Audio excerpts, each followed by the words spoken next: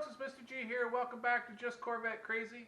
In this episode, what we're going to be talking about is the process I go through to prepare to store my car for the winter. So we're going to open up a debate, looking for best practices from everybody.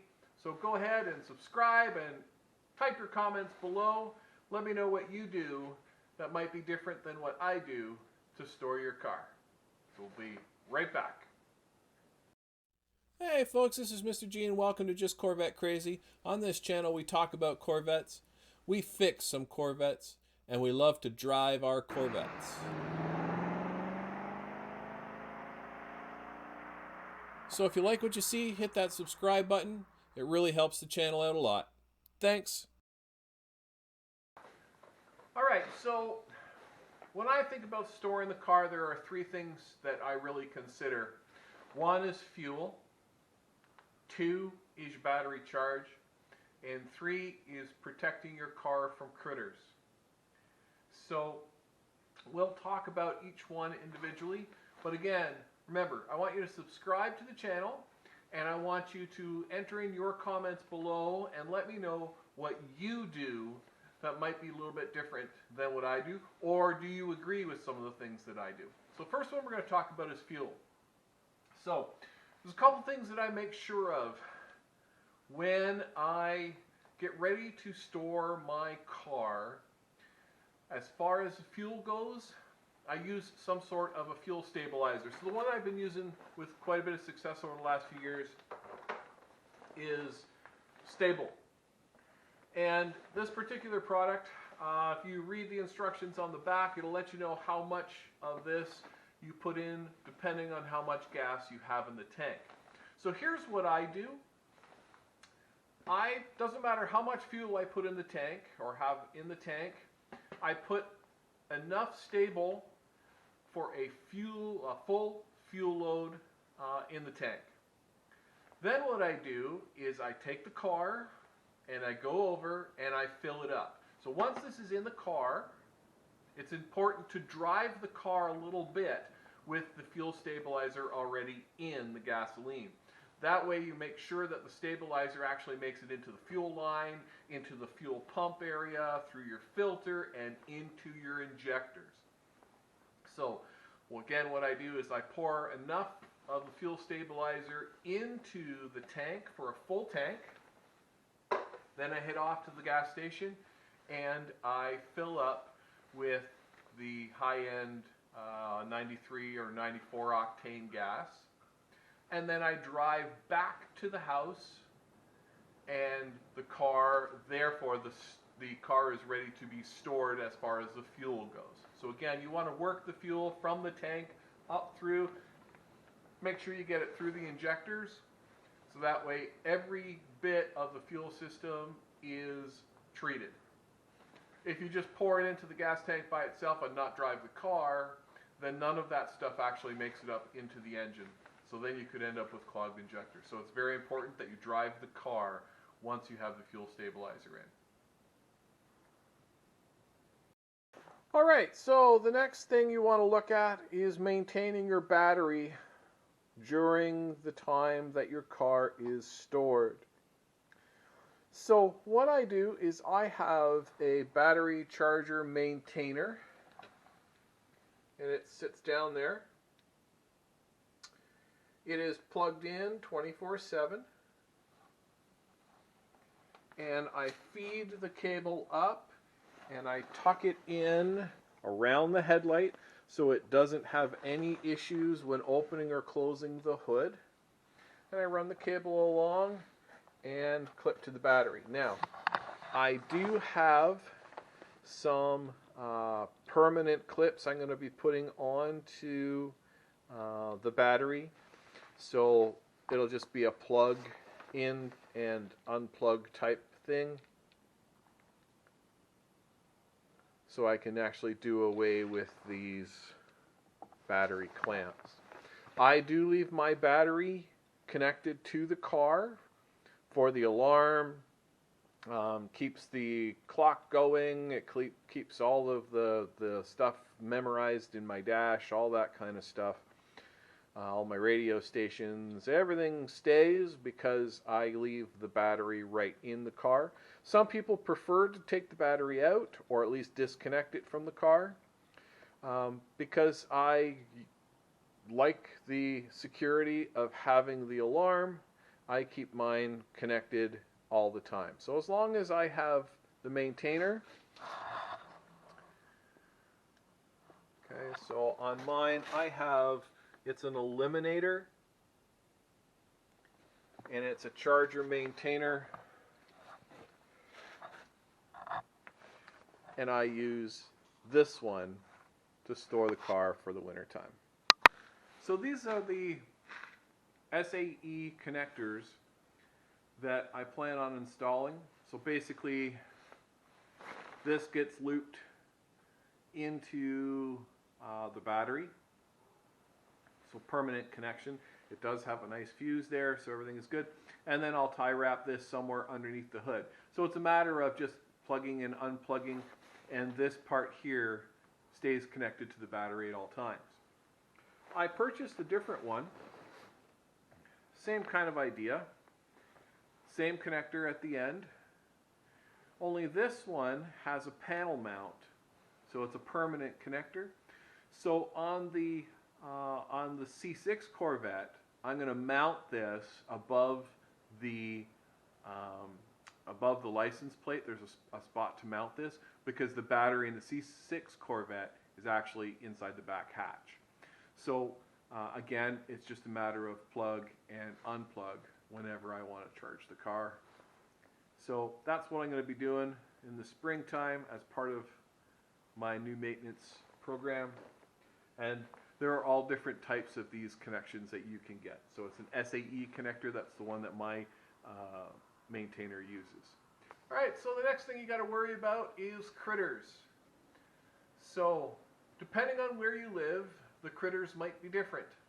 Here where I live in the country, I have to worry about field mice. So every once in a while we get field mice and they come into the garage, especially in the fall when it starts to get cold. They're looking for a nice warm place to make a home for the winter time. So you have to protect against inside your car. You have to protect against them making a house underneath the hood. And you want to make sure that they don't get into your exhaust. So there's a few things that I do to discourage the mice from getting in the car, because I did have it happen once, and I'll fill you in on that story in a couple of seconds. It's actually not a pleasant story. So one thing that I have started to do recently is to use Irish Spring bars of soap. So Irish Spring has a very strong perfumey smell to it that apparently critters don't like. So what I've done is I've taken a couple or a number of bars. I think out of my 3 cars that I have stored here, there's probably about 10 or 11 bars of Irish Spring that have been cut up. And what I do is I take it and I place it in the engine bay area. So there's a half a dozen or so placed around the engine bay. I have taken a few and tossed them underneath the cars as well. And along with that, what else I do is I have one of these ultrasonic critter getawayers. And what I do is I put this onto an extension cord. So I plug it into an extension cord and I toss it under the car. So it's actually under the car doing its ultrasonic thing. And it's supposed to discourage pests from coming close.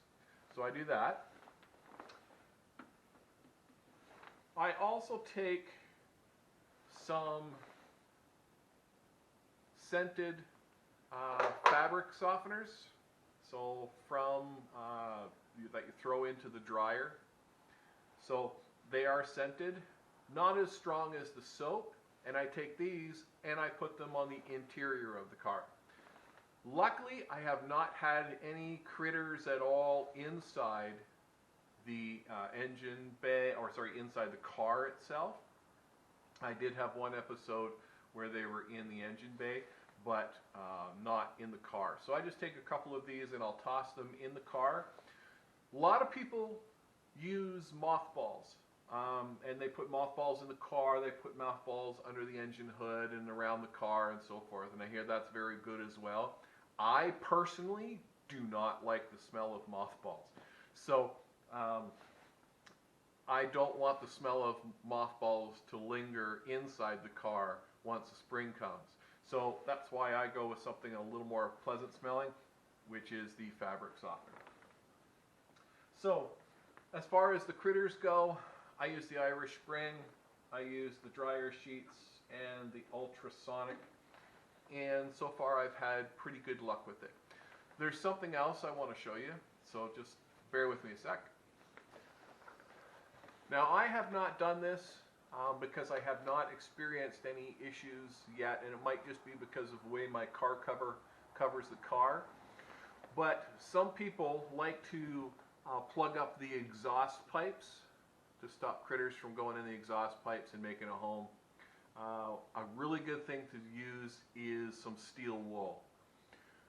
If you do some searches online, steel wool is very, very commonly used to stop mice and rats and things like that from coming in your house and in your garage. So you can fill up little holes with the steel wool, and the mice and rodents don't like the feel of it. They can't chew through it because it is steel. So if you're going to plug up your exhaust with something, a little bit of steel wool will go a long way, and that way stops the critters from coming in. Any other openings and things like that that you see, maybe some steel wool to plug up those openings. All right, so here's the story. About 8 years ago, when I was living at my old house, I came out to get into the Corvette to go somewhere. And I put the key in the ignition and turned the key, and absolutely nothing happened. So I thought maybe there was a dead battery. It wasn't the winter time, it was in the fall. And I thought, well, maybe it was because I hadn't used the car for a week or so. So I opened up the hood in order to put battery charger on. So I put the battery charger on, and I just happened to look down beside the battery, and I could see some grass. And I knew that that wasn't supposed to be there. So I looked a little closer, and what I found was bad, really bad. So let me show you.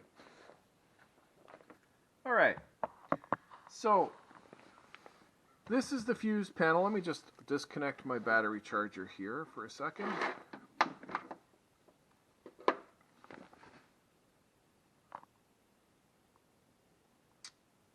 All right, so this here is our fuse panel. Okay, so underneath this.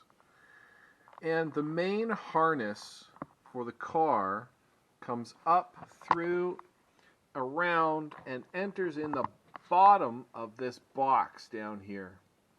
And I had noticed that coming out of this hole where the cable was entering in to the fuse relay center, I had noticed that there was grass that was coming out. I'll see if I can light this up a little bit for you. So, right here, this area here where this cable is going in, there was a hole there, and that hole was large enough for a mouse to get in. He made his way around the cable and up and underneath my fuse panel. And then he decided that he was hungry and was going to eat through the main harness of my car. So I ended up with a number of wires in that main harness underneath the fuse block were chewed completely in half from the mouse. So I can tell you I was not happy.